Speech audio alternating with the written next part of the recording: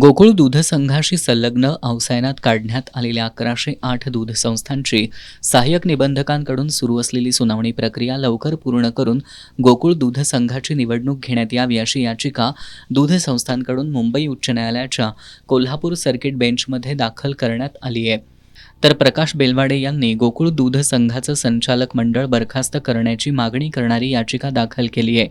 या याचिकांवर न्यायमूर्ती माधव जामदार आणि न्यायमूर्ती प्रवीण पाटील यांच्या डिव्हिजन बेंचसमोर मंगळवारी सुनावणी होऊ शकली नव्हती. आज या याचिकांवर न्यायमूर्ती माधव जामदार यांच्या डिव्हिजन बेंचसमोर सुनावणी झाली. आजच्या सुनावणीत याचिकाकर्ते आणि संबंधित पक्षांनी आपापली बाजू मांडली. दोन्ही बाजूंचे युक्तिवाद ऐकल्यानंतर न्यायालयानं पुढील सुनावणी उद्या गुरुवारी ठेवली आहे.